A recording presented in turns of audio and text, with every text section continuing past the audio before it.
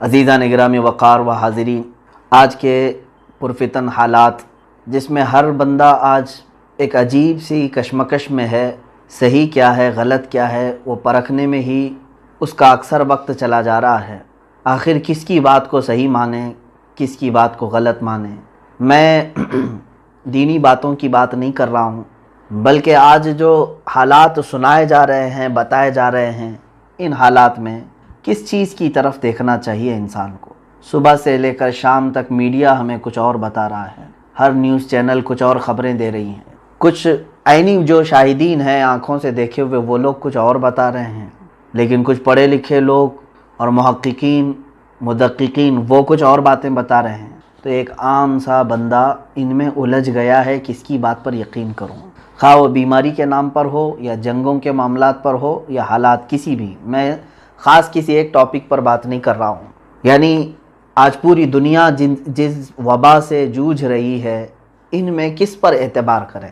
ڈاکٹروں کی بات، حکومت کی بات، یا میڈیا کی بات، یا پھر عوام جنہوں نے عینی مشاہدہ کیا ہے، کس کی بات کا اعتبار کیا جائے؟ میرے عزیزو، اس کا خالصتاً ایک ہی حل ہے، آپ اس کی اس کی بات کو نہ دیکھیں، اللہ اور اس کے رسول صلی اللہ علیہ وسلم کی بات پر یقین کریں۔ بھروسہ اور اعتماد اور ایمان ہمیں اگر حکم ہے کسی کی بات پر کرنے کا، وہ اللہ اور اس کے رسول صلی اللہ تعالیٰ علیہ وسلم کا ہے۔ رب ذوالجلال نے جو بیان فرما دیا اس پر ایک مسلمان کا یقین ہے، اور اسی طرح میرے آقا صلی اللہ تعالیٰ علیہ وسلم نے جو بیان فرمایا وہ قیامت تک کے لیے اٹل ہے، اور ان تمام چیزوں پر یقین رکھنا ایک مسلمان کا فرض عین ہے۔ باقی رہی باتیں جھوٹ بھی ہو سکتی ہیں، سچ بھی ہو سکتی ہیں، ان میں آپ الجھ کر کے اپنے آپ کو پریشان نہ کریں۔ لیکن میں ایک بات اپنے بچوں کو، نوجوانوں کو اور سب لوگوں کو جن کے اندر تھوڑی بہت بھی عقل ہے، ان سے میں یہ گزارش کروں گا، جب بھی دنیا میں کوئی حالات پیدا ہوں، سب سے پہلے اس کو تاریخ میں دیکھ لیں، حدیث میں اس سلسلے میں کوئی ہمیں روشنی ملتی ہے، یقیناً ملے گی۔ آج حالات ایسے ہیں کہ خود یا تو ہم ڈھونڈنے کی کوشش کر رہے ہیں، کسی سے پوچھتے نہیں۔ اگر آپ نے کسی بھی ابھرتے ہوئے مسئلے کو دیکھا اور آپ کا ذہن الجھنے لگ گیا، تو سب سے پہلی ذمہ داری ہے آپ کی مسلمان ہونے کی حیثیت سے علماء سے، مدققین محققین علماء سے رابطہ کریں اور پوچھیں کیا مصطفیٰ کریم صلی اللہ تعالیٰ علیہ وسلم کی احادیث میں، آپ کے فرامین میں، آپ کی باتوں میں کہیں اس مسئلے کے بارے میں کوئی بات ملتی ہے؟ یقیناً وہ ڈھونڈ کر تمہیں بتائیں گے۔ کوئی شوشہ خالی نہیں چھوڑا گیا ہے اسلام میں، کچھ نہ کچھ اس کے متعلق رہنمائی تمہیں ملے گی۔ آج کے ان حالات پر میں آپ کو احادیث کریمہ کی طرف لے کر کے چلنا چاہتا ہوں۔ اے مومنوں، اے مسلمانوں، آج اپنا بستر، اپنا تکیہ، اپنا اوڑھنا بچھونا آپ حدیث رسول کو بنا لو۔ اس کے علاوہ اس وقت تمہاری خیر خواہی کرنے والی کوئی بھی تعلیم نہیں ہے، میں دیکھ رہا ہوں۔ کوئی بھی دوسری نیوز، کوئی بھی دوسرے اخبار تمہاری خیر خواہی یا تمہیں صحیح علم دینے کی حد تک ہے ہی نہیں، سوائے حدیث رسول صلی اللہ علیہ وسلم کے۔ میں مسلمانوں سے تو یہ ضرور گزارش کروں گا، مومنین سے، کہ تم زیادہ سے زیادہ کثرت سے رسول کریم صلی اللہ تعالیٰ علیہ وسلم کی احادیث کی طرف آؤ۔ سب سے بہترین ہدایت اگر کچھ ہے تو خود میرے آقا صلی اللہ تعالیٰ علیہ وسلم نے فرمایا، نہ خیر الہدی ہدی رسول اللہ صلی اللہ علیہ وسلم۔ یعنی میں یہ حدیث عرض نہیں کر رہا ہوں، مفہوم عرض کر رہا ہوں کہ بہترین اگر کوئی ہدایت ہے تو رسول کریم صلی اللہ علیہ وسلم کی دی ہوئی ہدایت ہے۔ اور علماء کو بھی یہی چاہیے کہ انہی احادیث کی روشنی میں ہی عوام تک باتیں رکھیں۔ آج کے جو حالات ہیں بہت تیزی سے بدل رہے ہیں۔ میں نے آخر میں غالباً شب قدر کے موقع پر یا ہماری ختم قرآن کی محفل میں عرض کیا تھا، بہت ساری احادیث جو قیامت کے قریب ہونے والے معاملات کو بیان کرتی ہیں، جس میں ایک حدیث میں یہ بھی تھا کہ ہر 20 سال کے بعد زمانہ پوری طرح سے تبدیل ہو جائے گا۔ یعنی بہت تیزی سے، پہلے جو 10 سال پہلے تھا، 20 سال پہلے تھا، وہ اب وہ چیزیں نہیں رہیں گی، اکثر بدل جائیں گی۔ آپ خود دیکھیں، آج آپ 2020 میں چل رہے ہیں، ہم اگر 2000 میں چلے جائیں یا 2001 میں چلے جائیں تو بہت تبدیلی ہے۔ ہو سکتا ہے اس میں کچھ بچے ہوں جو اب 2000 کے بعد پیدا ہوئے ہوں، لیکن 2000 میں جو لوگ تھے، چاہے وہ بچے ہوں، جوان ہوں، وہ اچھی طرح سے جانتے ہیں کہ ہمارے ہاتھوں میں کیا تھا اور آج کیا ہے، ہمارے گھروں میں اس وقت کیا تھا اور آج کیا ہے، ہمارے چلنے پھرنے اور تمام تر سہولیات میں اس وقت کیا تھا، اب کیا ہے۔ بہت ساری چیزیں تبدیل ہو چکی ہیں۔ یہ تبدیلی ہمارے لیے بہت بڑی عبرت ہے میرے عزیزو۔ بہت بڑی عبرت ہے کہ ہم بہت تیزی سے قیامت کی طرف بڑھ رہے ہیں۔ میں بہت ساری حدیثیں مطالعے میں رکھا ہوں، اب اگر اس ٹاپک پر میں بیان کروں تو مجھے لگتا ہے کہ ایک سلسلہ شروع ہو جائے گا، سیریز ہو جائیں گی۔ میں آج ابھرتی ہوئی ایک چیز کو آپ کے سامنے لانا چاہتا ہوں۔ ایک نیوز نے مجھے چونکا دیا، ایک خبر جس کو سن کر کے میں خود چونک گیا کہ اسرائیل جو پوری دنیا کی برائیوں کا جڑ بن چکا ہے یہودیوں کی وجہ سے، ورنہ تو وہ ہمارے یروشلم بیت المقدس ارض مقدس ہے، میں اس پاک زمین کے متعلق نہیں کہہ رہا ہوں، یہودیوں کی جو آماجگاہ ہے، ان کے جو فتنوں کا مرکز بنا رہے ہیں، تو جہاں پوری دنیا کے لیے خرابی اور بہت ساری چیزوں کو وہاں سے گائیڈ لائنز ملتی ہیں، اب ان یہودیوں کے جو ناپاک عزائم اور منصوبے تھے، پہلے سے بھی تھے، اس پر میں نے کافی بحث کی ہے اور گفتگو بھی کی ہے، خطاب کیا ہے کہ پوری دنیا کو کنٹرول کرنے کی کوشش میں لگے ہوئے ہیں۔ ایک چند یہودیوں کی یہ خرافات، انہوں نے ہیکل سلیمانی کو تعمیر کرنے کے لیے بیت المقدس کو ختم کرنے کا بھی ناپاک ارادہ رکھا ہے۔ اس کو ڈھائیں گے، مسجد اقصیٰ کو، مسجد اقصیٰ ختم کر کے وہاں پر ہیکل سلیمانی بنانا ہے، مندر بنانا ہے ایک، جو حضرت داؤد علیہ السلام کے زمانے میں تعمیر شدہ تھا، سلیمان علیہ السلام کے زمانے میں۔ یہ اتنا ہی نہیں بلکہ انہوں نے پورے اسرائیل کو گریٹر اسرائیل کا نام دیا۔ آپ بھی گوگل پر گریٹر اسرائیل ڈال کر کے دیکھیں تو آپ کو ایک میپ دکھے گا، دنیا کے نقشے میں انہوں نے اپنا ایک میپ ایسا بنایا ہے۔ ان کے دعوے کے مطابق اسرائیل کا حصہ صرف وہ نہیں ہے جہاں پر آج یہ ہیں، بلکہ یہ عراق کا بھی کچھ حصہ لینا چاہتے ہیں، مصر کا بھی کچھ حصہ، اردن کا جس کو جارڈن کہا جاتا ہے وہ بھی حصہ، اور پھر سیریا کا یعنی ملک شام کا حصہ، اور پھر سعودی عرب جو عرب شریف ہے، اس میں خیبر تک کا علاقہ شامل ہے، مدینہ طیبہ کے قریب قریب تک۔ اتنا پورا حصہ ان کا دعویٰ ہے کہ یہ اسرائیل کا ہے اور وہ اس کو لے کر رہیں گے، جس سلسلے میں پوری دنیا میں یہ گھماسان ہے۔ آپ محسوس کریں گے جن ملکوں کا نام میں نے ابھی لیا ہے، انہی ملکوں میں سب سے زیادہ ابھی آپسی معاملات، خانہ جنگی شروع ہے۔ آپ مصر کے حالات بھی دیکھیں، پائیدار نہیں ہیں، عراق کو پوری طرح تباہ کر دیا گیا ہے، ملک شام کی حالت کیا ہے آج، اور جارڈن میں بظاہر دیکھنے کو ایک حکومت نظر آتی ہے، ورنہ وہاں پر بھی یہودیوں کی غلامی بہت زیادہ ہے۔ اور سعودی، یہ ان کو تو دوسرا نام اگر یہودی کہا جائے، جو بادشاہ بیٹھے ہوئے ہیں، جو وہاں پر منتظمین ہیں، میں ان کی بات کر رہا ہوں، سارے ملک کے باشندوں کے لیے نہیں، تو میں سمجھتا ہوں کہ یہ کوئی خراب بات نہیں ہے، وہ مکمل ان کی غلامی میں ہے۔ بلکہ بہت سارے ایسی باتیں لیک بھی ہوئی ہیں کہ سعودی عرب کے جو ذمہ دار لوگ ہیں، انہوں نے اسرائیل کے بہت سارے خفیہ میٹنگیں اٹینڈ کی ہیں، جن کی ویڈیو لیک ہوئی تھی۔ کیا ضرورت تھی کہ ایک اسلامی کنٹری کو ایک اسرائیل کے یعنی وہاں کے منتظمین کے ساتھ میٹنگ اٹینڈ کرنے کی؟ بہرحال ان تفصیلات میں نہیں جاتا۔ اب جو چیز میں عرض کرنے جا رہا ہوں، اس کے لیے تھوڑی سی میں نے تمہید آپ کے سامنے رکھی۔ برسوں سے تقریباً 100 سال کے قریب ہونے کو آ گئے، اسرائیل اپنی ہجرت وہاں، یعنی یہودی اپنی ہجرت کرتے کرتے کرتے اسرائیل میں کافی بڑی تعداد میں آ گئے۔ پہلے تو یہ ایک چھوٹے سے حصے میں تھے، اور بڑھتے بڑھتے بڑھتے اب پورے فلسطین کو انہوں نے اپنے انڈر کر لیا ہے۔ اب فلسطین تھوڑا سا رہ گیا، اسرائیل بڑھ گیا۔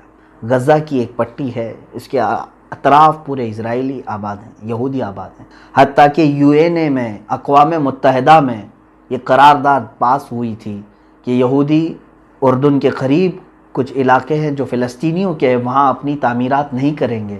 اس کے باوجود اسرائیل نے UN کی مخالفت کرتے ہوئے ابھی تقریباً 2 لاکھ یہودیوں کو اس میں آباد کیا ہے، کئی بستیاں آباد ہو چکی۔ میں قریب آ رہا ہوں، آپ سوچ رہے ہوں گے یہ باتیں کیوں چھیڑ رہے ہیں، میں قریب آتا ہوں آپ کے۔ یہودیوں کو لا کر کے یروشلم میں بسایا جا رہا ہے۔ یروشلم یہ وہی شہر ہے جس میں بیت المقدس ہے۔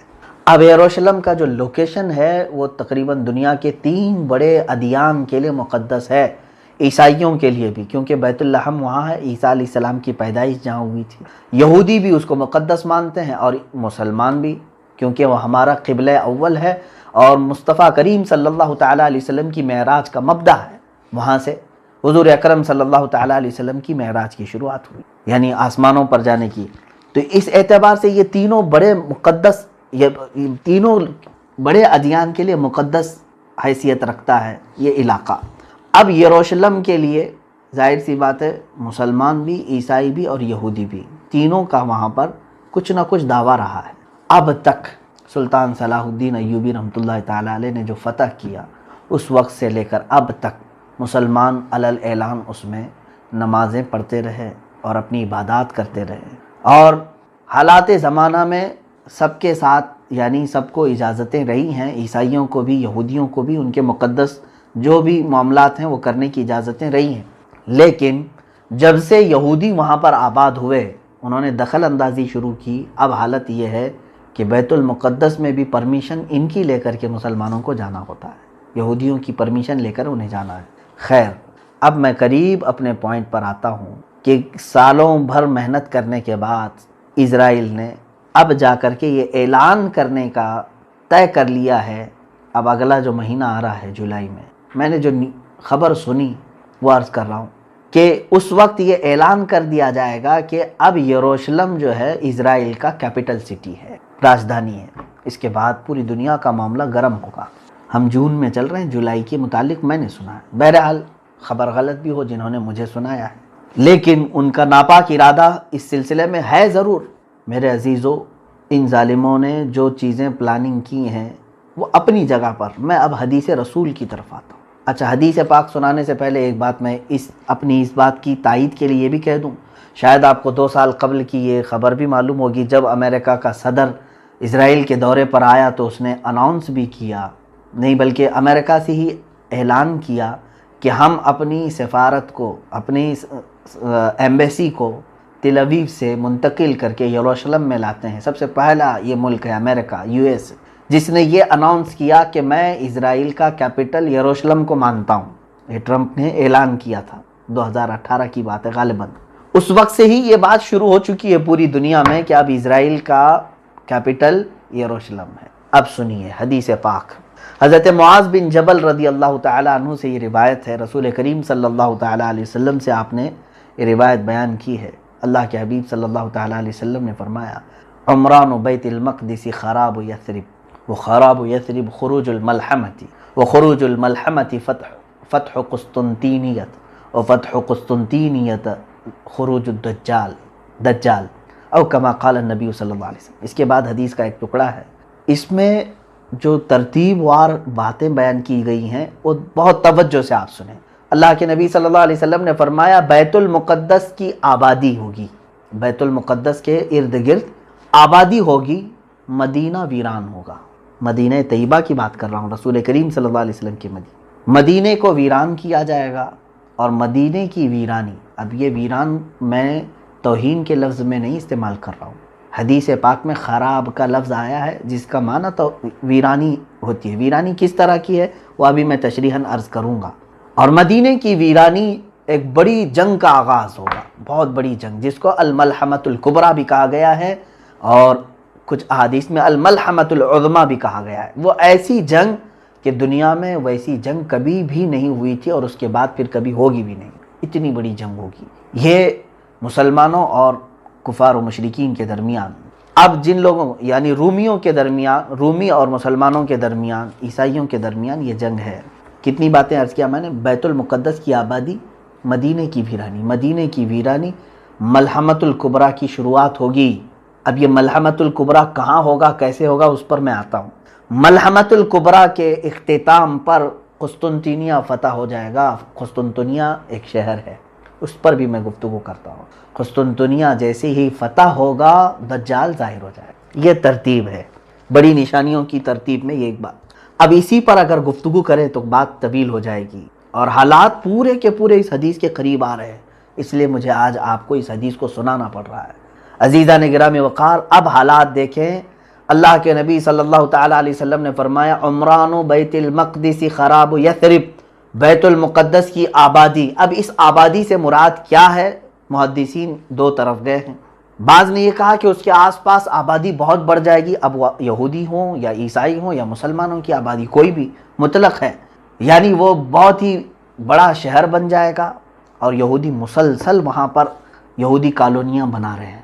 ابھی تقریباً ابھی اس سال کی خبر ہے، میں آپ کو بتاؤں 2 لاکھ یہودیوں کو انہوں نے آباد کیا، کالونیاں بنائیں، بستیاں بنائیں غیر قانونی طریقے سے، اور تقریباً 20 25 سال سے مسلمانوں کی دکانیں بند ہیں، تالوں پر بھی جالے لگ چکے ہیں۔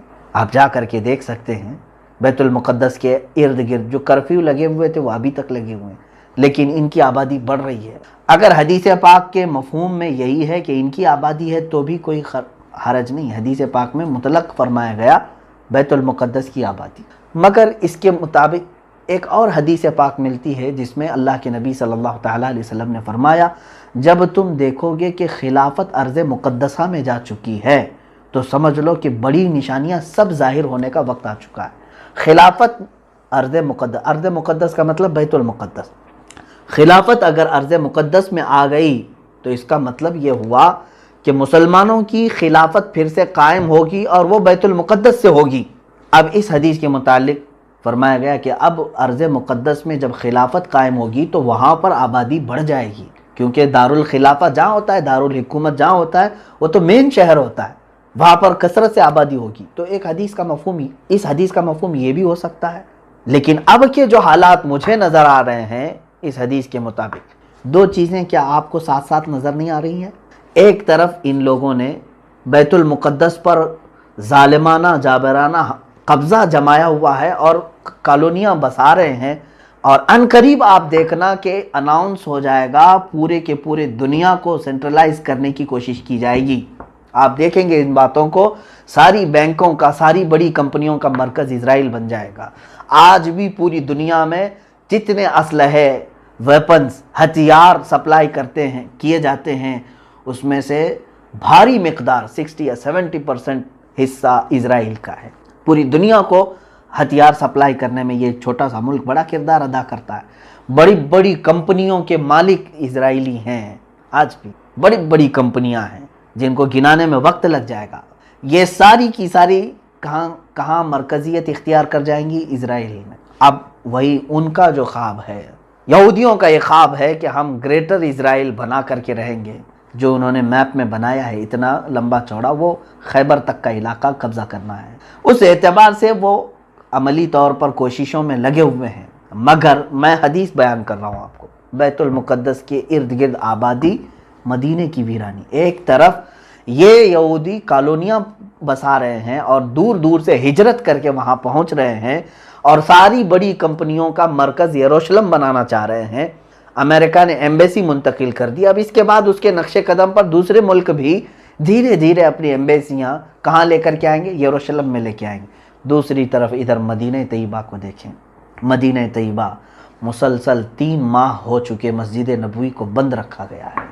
اب مدینہ کی ویرانی سے کیا مراد ہے؟ عزیزان گرامی، میرا کلیجہ حلق کو آ جائے اگر میں وہ حدیثیں آپ کو پڑھوں کہ سناؤں۔ اور یہ حدیثیں صحیح مسلم شریف میں، بخاری شریف میں، صحیح ابن حبان اور موطا امام مالک، یہ 4 مقدس اور بہت ہی بڑی کتابوں کی حدیث ہے۔ اللہ کے نبی صلی اللہ تعالیٰ علیہ وسلم نے یہ فرمایا، تم دیکھو گے عنقریب مدینے کو ایسا چھوڑ دیا جائے گا، مدینے کو چھوڑ دیا جائے گا، یہاں تک کہ اس کے رہنے والے اور زیارت کرنے والے مدینے سے خالی ہو جائیں گے، اور مدینے میں درندے آئیں گے، یہاں تک کہ مسجد نبوی میں کوئی درندہ داخل ہو جائے گا۔ صحابہ اکرام رضوان اللہ تعالیٰ علیہم اجمعین نے پوچھا، یا رسول اللہ صلی اللہ علیہ وسلم، مدینہ طیبہ کے پھر پھل اور پھول جو کثرت سے ہوں گے وہ کون کھائیں گے؟ میرے آقا صلی اللہ علیہ وسلم نے فرمایا، صرف پرندے اور درندے کھائیں گے، مدینہ خوب خوشحال ہوگا۔ یہاں تک کہ اللہ کے حبیب صلی اللہ علیہ وسلم نے فرمایا، تم دیکھو گے ایک زمانہ آئے گا کہ لوگ اپنے بھتیجوں کو، اپنے اس میں حدیث میں ہے کہ اپنے بھتیجے کو آدمی بلائے گا، اپنے چچیرے بھائی کو بلائے گا اور کہے گا کہ چلو خوشحالی کی طرف، چلو خوشحالی کی طرف۔ کہاں؟ مدینے میں رہنے والے لوگ یہ بول کر کے مدینہ چھوڑ کر کے جائیں گے، خوشحالی کی طرف چلو۔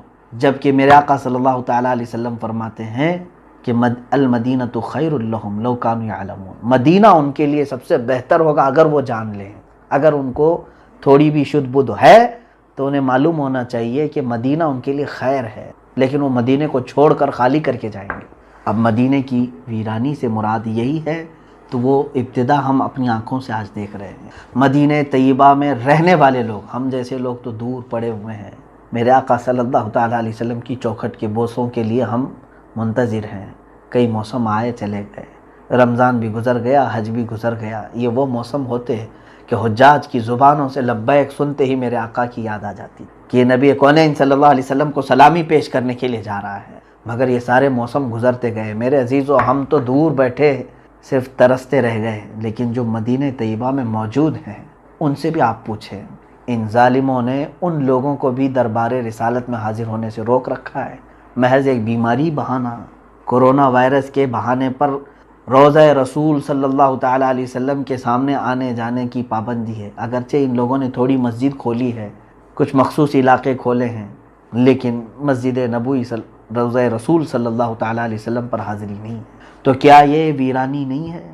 عبادتوں کا نہ ہونا یہ سب سے بڑی ویرانی ہے، اور وہاں کے لوگوں میں یہ تمام چیزیں آئیں گی۔ میرے عزیزو، اس سلسلے کو سن کر کے آپ یہ مت سمجھنا کہ میں نے مدینہ طیبہ کی بے ادبی کی ہے۔ سچ بتاؤں، زندگی کی صرف ایک ہی خواہش ہے کہ اللہ رب العزت اگر ہماری کسی نیکی پر کوئی اجر دے گا تو میں صرف اتنی طلب رکھتا ہوں کہ مولا مجھے جنت البقیع میں دفن عطا۔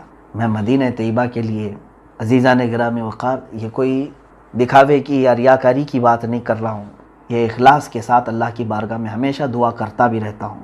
مگر ان حدیثوں میں جو باتیں ہیں اس کو آپ یہ نہ سمجھ لیں کہ کیا مدینہ ایسا ویران ہو جائے گا۔ یہ تو میرے مصطفیٰ کریم صلی اللہ علیہ وسلم نے بیان فرمایا، لیکن جو لوگ چھوڑ کر کے جائیں گے مدینہ، جو باشندے ہوں یا زائرین ہوں جو خالی کریں گے، ان کے بھی متعلق مدینہ طیبہ کی فضیلتوں میں میرے آقا صلی اللہ تعالیٰ علیہ وسلم نے فرمایا، صحیح مسلم شریف کی حدیث ہے، مدینہ طیبہ ایک بھٹی کی طرح ہے، آگ کی بھٹی جس طرح سے ہوتی ہے کہ لوہے کو اس میں ڈالیں تو جس طرح سے بھٹی میل کچیل کو نکال دیتی ہے، سونے کو آپ سونار کے پاس دیں وہ تپاتا ہے آگ میں، جتنا ویسٹیج ہے وہ نکل جاتا ہے، پیوریٹی باقی رہتی ہے۔ میرے آقا صلی اللہ علیہ وسلم نے فرمایا، مدینہ ہر خبیث کو اپنے اندر سے نکال کر باہر کرے گا، صرف وہی رہ جائیں گے جو طیب ہوں گے، صرف وہی رہ جائیں گے۔ یہ چند دنوں کے لیے ہو سکتا ہے مدینہ طیبہ کی ویرانی، لیکن دوسری حدیثوں میں یہ بھی ملتا ہے، اللہ کے نبی صلی اللہ تعالیٰ علیہ وسلم نے فرمایا،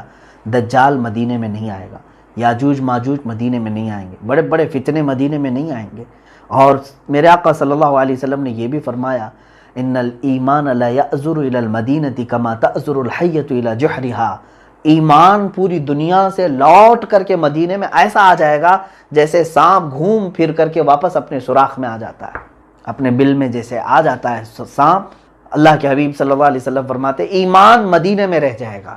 تو ویرانی سے مراد یہ نہیں ہے کہ ہمیشہ کے لیے خراب ہو جائے گا، یہ چند دنوں کے لیے ہو سکتا ہے۔ مسجد نبوی شریف کی اذانیں اور مسجد نبوی شریف کی نمازیں بند کر دی جائیں گی، وہ تو ہم اپنے آنکھوں سے آج دیکھ رہے ہیں، اذانیں ہو رہی ہیں، نمازیں جس طرح سے بھی وہ لوگ ادا کر رہے ہیں۔ حد ہو گئی میرے عزیزو، حد ہو گئی۔ ارے لوگ تو وہاں مرنے کی تمنا رکھتے ہیں، اگر کوئی بیماری کا مسئلہ اس طرح سے ہوتا کہ جان لیوا ہے تب تو ہم سمجھتے ہیں، لیکن جس بیماری کو تم لوگوں نے آج پوری دنیا میں ڈر اور خوف کا ماحول بنا کر لوگوں کو وسوسوں میں ڈال رکھا ہے، یہ بیماری سردی اور بخار سے زیادہ کچھ نہیں۔ یہ میں بڑی بات کہہ رہا ہوں، اگر تو مجھے پکڑیں میرے عزیزوں، میں صرف اس لیے کہہ رہا ہوں کہ کینسر سے اتنے اچھے ہوتے ہوئے لوگوں کو آج تک میں نے نہیں دیکھا، HIV سے اچھے ہوتے ہوئے، کیور ہوتے ہوئے اتنے لوگوں کو نہیں دیکھا۔ میں صرف اگر اپنے انڈیا کی بات کروں تو 4.5 لاکھ لوگوں کو آج یہاں بتا رہے ہیں، جس میں سے تو 3 لاکھ اچھے ہو چکے ہیں۔ اتنی بڑی تعداد اگر اچھے ہو سکتے ہیں، کیور ہو سکتے ہیں، تو یہ بیماری جان لیوا کیسے ہو گئی؟ اس کو جان لیوا کہتے ہیں۔ اس سے زیادہ خطرناک تو BP ہے، شوگر ہے۔ کبھی بلڈ پریشر والوں کو صحیح ہوتے ہوئے سنا ہے آپ نے؟ شوگر کے مریض کو کیور ہوتے ہوئے سنا آپ نے؟ وہ چلتا رہتا ہے کنٹینیو موت تک۔ اس بیماری کو اتنا بڑا بنا کر کے کیوں خوف کے ماحول میں لوگوں کو مجبور کیا گیا ہے آج؟ اس سلسلے میں پھر کبھی میں گفتگو کرتا ہوں، ان کی نیت صاف نہیں ہے، پوری دنیا ظالم بنی ہوئی ہے اور اس ظلم کی چکی میں عوام، غریب، سارے لوگ پیس رہے ہیں۔ یہ اور بات ہے کہ جو بھی آواز ان کے خلاف اٹھائے گا اس کو کیس کریں گے، اندر لے جائیں گے، اور نہ جانے ان کے ساتھ کیا کیا برا کریں گے، مجھے معلوم ہے۔ اس کے باوجود میں گفتگو کر رہا ہوں صرف اس لیے کہ اے غیور مسلمانوں، بیدار ہو جاؤ، اللہ تمہارا حامی ہے، رسول کریم صلی اللہ تعالیٰ علیہ وسلم تمہارے ناصر و مددگار ہیں۔ اپنی ان تمام پھیلائی ہوئی باتوں پر اعتماد اور بھروسہ نہ رکھو، ایمان نہ لاؤ ان کی تمام باتوں پر۔ بات یہ عرض کر رہا تھا، مدینہ طیبہ کو جس طرح سے ویران کرنے کی ان لوگوں نے کوشش کی، اللہ اکبر، آج بتانے سے زبان لڑکھڑا جاتی ہے۔ اب اللہ کے حبیب صلی اللہ تعالیٰ علیہ وسلم نے جو بیان فرمایا کہ وَخَرَابُ یَثْرِبَ خروج الملحمۃ الکبریٰ، خروج الملحمہ، ملحمہ کیا ہے؟ یہ اب اس پر میں بات کروں. دنیا کی سب سے بڑی جنگ ملحمہ جو ہے یہ لحم سے بنا ہوا ایک لفظ ہے. گوشت کاٹنے کی جو دکان ہے اس کو ملحم بھی کہتے ہیں. ملحمہ اس میں گوشت کے ٹکڑے ٹکڑے ہو جائیں گے جس کی وجہ سے اس کو بہت بڑی ملحمۃ الکبریٰ، یعنی اللہ کے حبیب صلی اللہ تعالیٰ علیہ وسلم نے یہ فرمایا خراب یثرب خروج الملحمہ. ملحمہ کیا ہے؟ ایک بہت بڑی جنگ ہے. دوسری حدیثوں سے اس کے متعلق جو تائید ملتی ہے، ایک حدیث میں یہ بھی میرے آقا صلی اللہ تعالیٰ علیہ وسلم نے فرمایا تم قیامت اس وقت تک نہیں آئے گی جب تک کہ رومیوں کے ساتھ تم آماق میں یا دابق میں نہ اتر جاؤ. یہ دو جگہوں کے نام میں بتا رہا ہوں، مرج دابق اور آماق یہ لفظ آئے ہیں.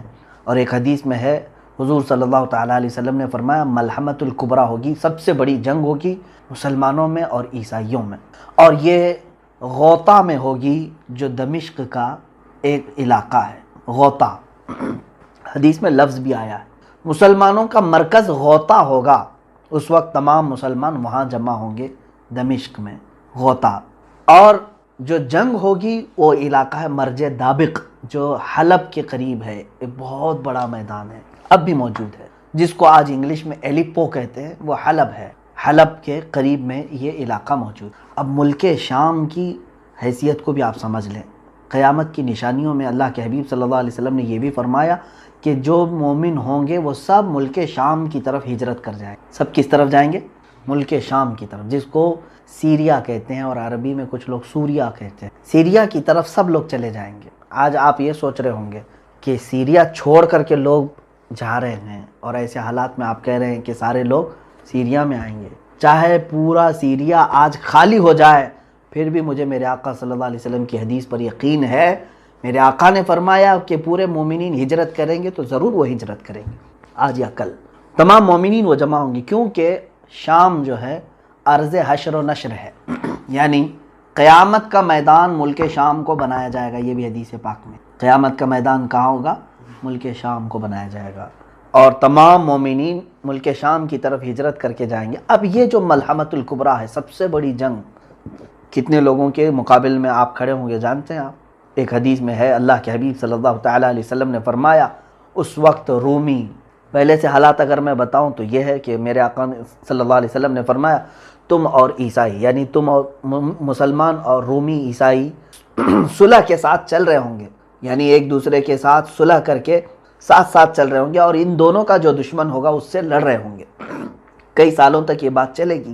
عیسائیوں کا بھی جو دشمن ہے اور مسلمانوں کا بھی جو دشمن ہے، ہو سکتا ہے وہ یہودی ہوں، اینٹی کرائسٹ جن کو کہا جاتا ہے، وہ لوگ ہوں، ان کے ساتھ لڑ رہے ہوں گے. اس کے بعد ایک دن ایسا ہوگا کہ ایک عیسائی رومی وہ صلیب توڑ دے گا اور بدعہدی کریں گے. اس صلح میں وہ لوگ صلح کو توڑ کر کے بد شکنی کریں گے، تو پھر مسلمانوں اور عیسائیوں میں ایک بہت بڑی جنگ ہوگی.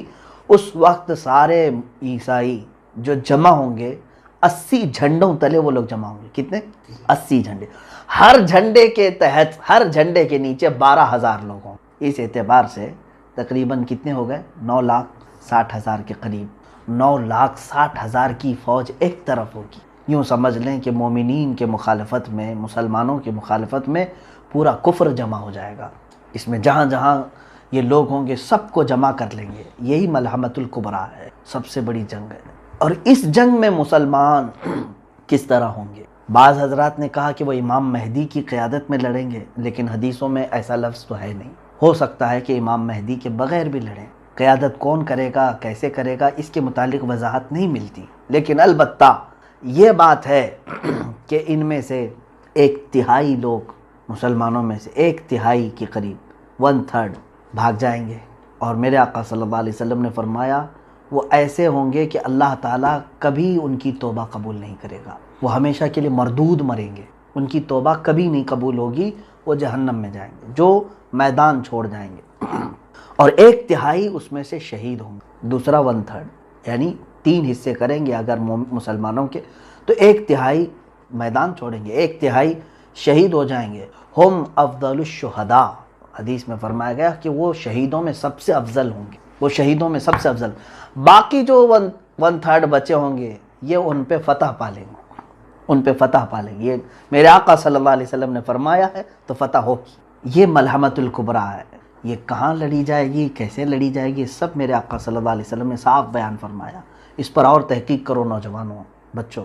اب میں اپنی گفتگو کو سمیٹتا ہوا آتا ہوں۔ جو حالات آج تھے، جس کی طرف آج اشارے مل رہے ہیں، پورے دنیا کی پالیٹکس گرم ہو چکی ہے، اس سلسلے میں نے یہ حدیث عرض کی۔ میں آخری یہ 2 باتیں عرض کر کے کچھ تبصرہ کروں۔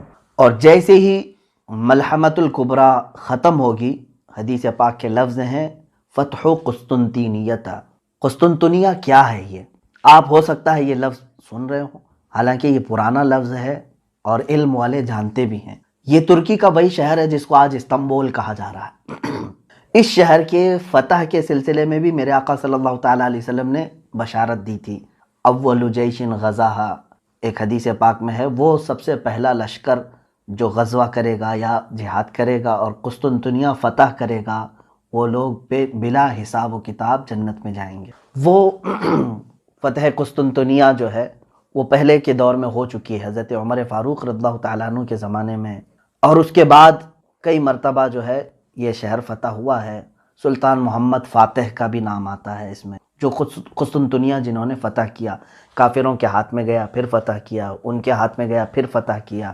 اب تو چونکہ یہ ترکی کے پاس ہے، ترکی کا بڑا شہر ہے، اور ابھی ترکی میں مسلمان ہیں، اسلامی حکومت ہے، لیکن جہاں تک خدشہ میرا ہے، میں اپنی بات کر رہا ہوں، ہو سکتا ہے یہ ترکی کے ہاتھ سے نکل جائے گا استنبول شہر، یہ پھر سے عیسائیوں کے ہاتھ میں ہو سکتا ہے چلا جائے، اور ایک زمانے تک ان کے ہاتھ میں رہے گا، کیونکہ آج کے جو حالات بتا رہے ہیں، لبرلزم وہاں پر کافی بڑھ چکا ہے۔ جو بلکہ میں اگر بتاؤں، آپ تحقیق کریں، ترکی کی حکومت کا جو آئین ہے، وہاں کا جو نظام ہے، اس میں بھی یہ چیز موجود ہے کہ وہ ترکی کوئی ایک مذہبی حکومت نہیں، یعنی وہاں کا کوئی سرکاری مذہب نہیں ہے، بلکہ وہ جیسے انڈیا ہے سیکولر ہے، ہمارا کوئی سرکاری مذہب نہیں، اسی طرح سے ترکی کا بھی انہوں نے بنایا ہے۔ جب خلافت عثمانیہ ختم ہوئی تھی تب یہ بنایا گیا تھا اس طرح سے کہ موجودہ صدر نے اسلامی کام زیادہ کیے ہیں، لیکن آج بھی وہاں کا نظام ہے وہ سیکولر ہے،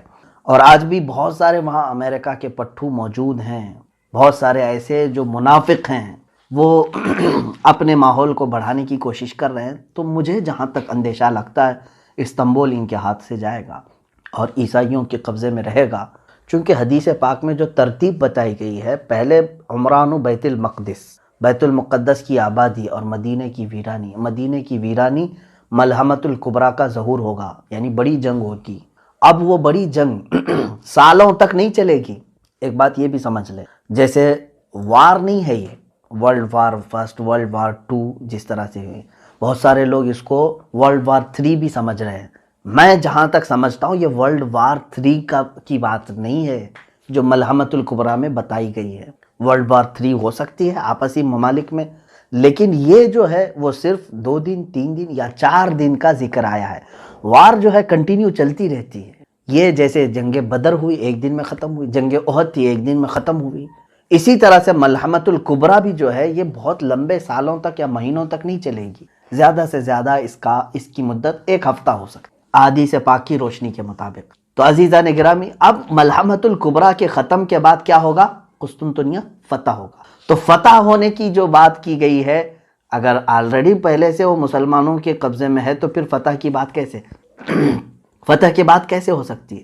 اور فتح قسطنطنیہ سے مراد اگر پہلے والی فتح جو حضرت عمر کے زمانے میں ہوئی یا سلطان محمد فاتح کے زمانے میں ہوئی، تو پھر یہ بھی ماننا پڑے گا کہ اس سے پہلے ملحمۃ الکبریٰ ہو چکی ہے، اس سے پہلے مدینہ ویران ہو چکا ہے، اس سے پہلے بیت المقدس کی یہ ساری ترتیب الٹ جائے گی۔ تو اسی لیے میں نے کہا کہ ہو سکتا ہے استنبول شہر آج کا یعنی عیسائیوں کے قبضے میں چلا جائے، پھر فتح ہوگا، اور وہ فتح کیسے ہوگی؟ جنگ سے نہیں، بلکہ حدیث پاک میں ہے وہ الملحمۃ الکبریٰ میں سے 1/3 جو لشکر تھا مسلمانوں کا، وہی جائیں گے فتح قسطنطنیہ کے لیے، اور وہ امام مہدی کی قیادت میں ہوں گے، امام مہدی کی قیادت میں ہوں گے۔ اس میں یہ بتایا گیا ہے کہ وہاں پر وہ لوگ بغیر کسی قتل کے، بغیر کسی لڑائی کے قسطنطنیہ کو کیسے فتح کریں گے؟ مسلمان نعرہ لگائیں گے، لا الہ الا اللہ واللہ اکبر، جیسے وہ ایک بار بلند آواز سے کہیں گے، اس کا ایک حصہ فتح ہو چکا ہوگا، دوسری مرتبہ کہیں گے تو استنبول کا دوسرا حصہ فتح ہو چکا ہوگا. یہ حدیث پاک میں موجود ہے. تیسری مرتبہ مسلمان نعرہ تکبیر اس طرح بلند کریں گے، لا الہ الا اللہ واللہ اکبر، قسطنطنیہ یعنی استنبول شہر فتح ہو چکا ہوگا.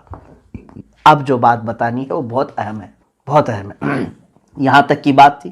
جیسے یہ قسطنطنیہ فتح کر کے ابھی اپنی یعنی تھکان کو دور بھی نہیں کر چکے ہوں گے، اسی وقت ایک آدمی ان کے پیچھے سے یہ اعلان کرے گا کہ اے مسلمانوں، دجال ظاہر ہو چکا ہے، تمہارے گھروں میں گھس کر کے تمہارے بیوی بچوں کو ختم کر رہا ہے.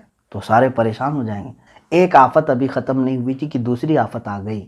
اب دجال کے ظہور کی خبر جیسے ہی سنیں گے، اس وقت میرے آقا صلی اللہ تعالیٰ علیہ وسلم فرماتے ہیں 10 گھوڑ سوار، گھوڑے کا ذکر ہے، 10 گھوڑ سوار قسطنطنیہ سے نکلیں گے، پھر وہ ارض مقدس کی طرف آئیں گے یا اپنے وطن آئیں گے، اور بہت تیزی سے آئیں گے. جبکہ وہ خبر شیطان نے پھیلائی تھی جھوٹی ہوگی. پہلے جو شیطان کہے گا کہ دجال آ چکا ڈرانے کے لیے، لیکن جب وہ تمام مسلمان واپس اپنے اپنے گھر آئیں گے تب حقیقت میں دجال آ چکا ہو. اب سنیں، بڑی بات ہے. اللہ کے نبی صلی اللہ علیہ وسلم نے فرمایا میں ان میں سے ہر گھوڑ سوار کو جانتا ہوں، اس کا نام بھی، اس کے باپ کا بھی نام، اور اس کے گھوڑوں کے رنگ بھی جانتا ہوں. یہ رسول کریم صلی اللہ علیہ وسلم نے فرمایا. اس کا مطلب مجھے یہ بھی لگتا ہے کہ گھوڑ سواری قیامت تک ختم نہیں ہوگی. یا ایک حدیث پاک میں یہ بھی ملتا ہے کہ لوگ اپنے پرانے ہتھیار کی طرف واپس آ جائیں گے، پرانے ہتھیار کی طرف واپس آ جائیں گے. یہ حدیث پاک میں ملتا ہے. ظاہر سی بات ہے آج کے دور میں ہم سائیکل اور موٹر سائیکل پر چلنا نہیں چاہ رہے ہیں. رفتار اتنی تیز ہو چکی ہے، ہم جو ہے اب کاروں میں، اور کاروں سے زیادہ اب اور تیز ہم دیکھنا چاہ رہے ہیں. بلٹ ٹرین آ چکی ہے، اس سے زیادہ تیز ہم تو ایروپلین دیکھ چکے ہیں، راکٹ دیکھ چکے ہیں. اتنی تیزی کے زمانے میں پھر گھوڑے کا تصور کیسے؟ گھوڑا کیوں استعمال کرے گا کوئی؟ لیکن حدیث پاک میں اگر آیا ہے تو یقیناً میرا یقین کہتا ہے، میرا ایمان ہے یہ کہ یقیناً لوگ گھوڑے پر ہی سواری کریں گے، اور اس وقت اپنی پرانے ہتھیار. ہو سکتا ہے اس کی وجہ یہ ہو سکتی ہے جیسے کہ ایک سائنسدان نے کہا ہے، بڑا سائنٹسٹ ہے، اس نے بھی یہ بات کہا کہ میں ورلڈ وار 3 کے بارے میں تو نہیں جانتا کہ کیسے ہوگی، بایولوجیکل ہوگی.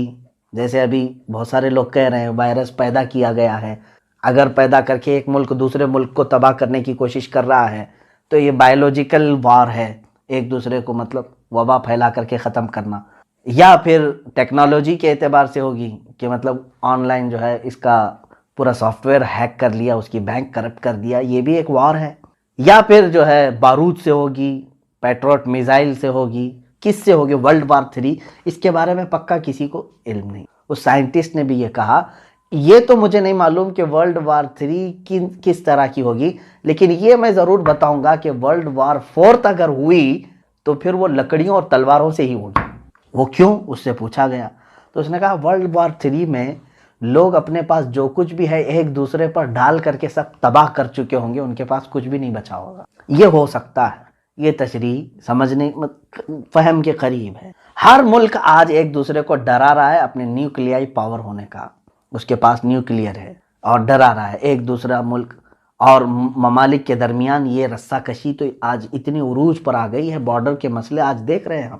ہر ایک ملک جو ہے اب اس میں جو بڑے بڑے جو ممالک ہیں جن کے پاس آج بارود ہے، نیوکلیائی پاور ہے، اگر ان میں سے کسی نے بھی نیوکلیائی پاور کا استعمال کیا تو انجام اتنا خطرناک ہوگا.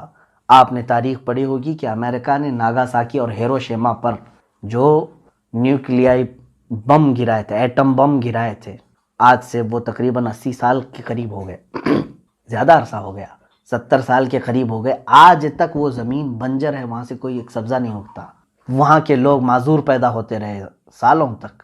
اتنی خطرناک اس کی زہریلی گیس ہے. اور اگر وہ اس زمانے کا نیوکلیئر تھا، اب اس وقت اور پتہ نہیں اس میں کتنا ڈیولپ کر چکے ہوں گے. ایک ملک کے پاس اتنا نیوکلیئر ہے کہ یہ دنیا کو پوری دنیا کو ختم کرنے کے لیے اپنا وہ استعمال کر سکتے ہیں. اور اگر کسی ملک نے تھوڑا سا بھی ایک دوسرے کے حق میں استعمال کیا تو مجھے جہاں تک لگتا ہے سارے ویپن، سارے مشینیں، ساری چیزیں ختم کر دی جائیں گی، سارے تار ٹوٹ جائیں گے، نہ کوئی مشین ہوگی، نہ کوئی موبائل ہوگا، نہ کوئی سیٹلائٹ ہوگا. پھر لوگ کس چیز پر آئیں گے؟ واپس اسی کلہاڑی پر آئیں گے، انہی تلواروں پر، انہی لاٹھیوں پر آئیں گے. تو یہ ہو سکتا ہے. اور قیامت کی نشانیوں میں یہ ہے۔ بہرحال بات میری طویل نہ ہو جائے، عزیزان گرامی وقار، آج پوری دنیا کے حالات اس طرف آ رہے ہیں، آپ غور سے دیکھنا کہ بیت المقدس کی طرف آپ کی توجہ ہمیشہ رہے۔ یہ پورے دھیان بھٹکانے کی کوشش تھی پوری دنیا میں، ہم سب کے ذہن کو دوسری طرف ڈالنے کی، کہ آج یروشلم کو کیپٹل بنانے کی یہودیوں نے ایسی سازش کی کہ پوری دنیا کو ایک وبا کے چکر میں مبتلا کر رکھا، اور سب کو ڈر کے ماحول میں، لاک ڈاؤن کے ماحول میں، کوئی پروٹیسٹ نہ کر سکے، کوئی باہر نہ آ سکے، قید کر دیا۔ ایک طرف اسلامی ممالک جن کو ہم کہہ رہے ہیں ان کو زرخرید غلام بنا چکا ہے۔ یہ سارے سعودی ہوں، جتنے بھی اس کے ہم نوا ہوں، ان میں سے کسی کے بھی اندر اس کے خلاف بولنے کی ہمت نہیں، جسارت نہیں، بلکہ اب تو یہ اپنے بارڈر بھی اسرائیل کے استقبال کے لیے کھولنے کو تیار ہیں۔ ایک بات یہ بھی حدیث پاک میں موجود ہے، اللہ کے حبیب صلی اللہ علیہ وسلم نے فرمایا ویل للعرب من شر قد اقترب، تمام عرب کے لیے تباہی ہو، ویل ہے، بربادی ہو ایسے شر سے جو بہت ہی قریب آ چکا ہے۔ ایک حدیث پاک میں ایک ایسا فتنہ اٹھے گا کہ عرب سب تباہ ہو جائیں گے، عرب سب مریں گے۔ اب وہ کون سا فتنہ ہوگا وہ ہم دیکھ رہے ہیں، اور حدیث پاک کے لفظ یہ ہیں، میرے آقا صلی اللہ علیہ وسلم نے فرمایا اس فتنے میں جتنے عرب مارے جائیں گے وہ سب جہنم میں جائیں گے، قتلاہا فی النار۔ حضور صلی اللہ علیہ وسلم نے فرمایا اس فتنے کے جتنے مقتولین ہیں، جتنے مارے جائیں گے، وہ سب جہنم میں ہوں گے، کیونکہ یہ سب دنیاوی غرض سے لڑ رہے ہوں گے آپس میں، اور یہ دنیاوی غرض سے لڑ کر کے مر رہے ہوں گے، اور یہ جہنم میں جائیں گے۔ ہو سکتا ہے یہ وہی زمانہ ہے جس میں عرب تباہی کی طرف جائیں گے، ان کی تباہی قریب ہے۔ اور میں نے ایک حدیث پاک اس سے قبل بھی آپ کے سامنے رکھی تھی، اللہ کے حبیب صلی اللہ تعالیٰ علیہ وسلم نے فرمایا ایک بادشاہ ہوگا، اس کے مرنے کے بعد اس کی گدی کو، اس کے تخت کو حاصل کرنے کے لیے 3 لوگ لڑیں گے، اور تینوں کو وہ تخت نہیں ملے گا، یہاں تک کہ یہ قتل و خون ریزی عام ہو جائے گی، اور یہ تباہی کا ایک دہانا شروع ہوگا۔ آج کے جو وہاں عرب کے بادشاہ کی جو سچویشن ہے وہ ایسی ہی ہے۔ میں یہ ایگزیکٹ نہیں کہہ رہا کہ اسی زمانے کے لیے یہ بات کہی گئی، ہو سکتا ہے اس کے بعد بھی ہوگا، لیکن حالات یہ بتا رہے ہیں کہ اس بادشاہ کے مرنے کے بعد یہاں پر بھی 3 دعوے دار ہیں۔ آلریڈی 2 کراؤن پرنسز کو ان لوگوں نے، 2 کراؤن پرنس کو انہوں نے ہٹایا، اب تیسرا یہ جو بیٹھا ہوا ہے۔ اب دیکھیں حالات کس کروٹ پر لے جاتے ہیں۔ میں حالات کی طرف لے کر کے آیا، اے مسلمانوں، ان حالات میں بھی میرے آقا صلی اللہ تعالیٰ علیہ وسلم نے ہماری دستگیری فرمائی ہے، ہماری رہنمائی فرمائی ہے۔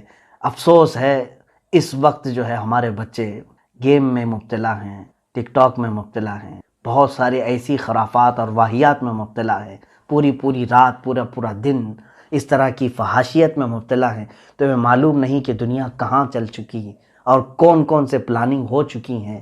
اسی لیے میں بارہا یہ کہتا ہوں کہ اٹھو وہ گر نہ حشر نہ ہوگا پھر کبھی، دوڑو کہ زمانہ چال اپنی چل گیا۔ اے امت محمدیہ کے غیور نوجوانوں، قوت عشق سے ہر پست کو بالا کر دے، دہر میں نام محمد سے اجالا کر دے۔